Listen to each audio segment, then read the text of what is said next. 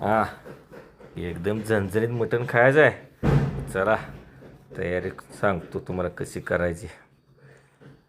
घेतला खडा मसाला, तापलेल्या पातेल्यात दिलं मोहरीचं तेल टाकून. तेल तापल्यावर दिलं लिंबून फेटून, सगळा वास घालवला. कांदा टाकून हलवायला सुरुवात.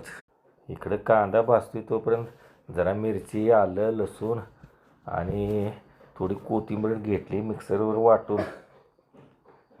वाटून झाल्यावर थोडं खोबरं, ओलं खोबरं ते पण घेतलं वाटून. खोबरं वाटून झाल्यावर तोपर्यंत कांदा चांगला गोल्डन करून भाजून झालता. मग काय घेतलेलं खडं मसाला टाकलं.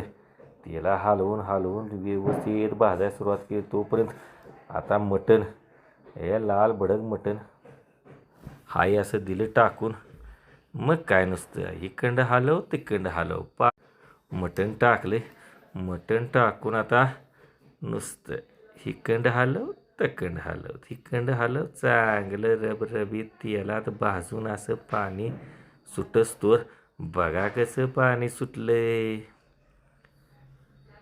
परत एकदा हलवलं, इकडं एकदा हलव तिकडं एकदा हलव. मग जरा त्याच्यावर आपलं मोठं मीठ टाकलं. मोठं मीठ टाकून झाल्यावर ना परत जरा झाकून जरा घेतलं. परत ना वाटलेला मसाला, हिरवी मिरची ही ती सगळं त्यात घेतलं टाकून. आज काय तिखट खायला बीत होता, थोडी हळद टाकली. मग थोडं हलवून जरा इकडं तिकडं पाणी सुटल्यावर परत ना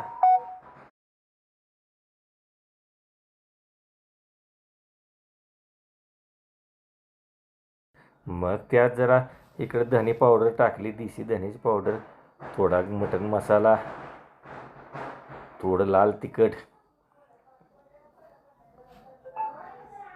मग त्यात जरा फेटलेलं दही टाकून परत आपला घाटावचा काळा मसाला टाकला, हलवलं.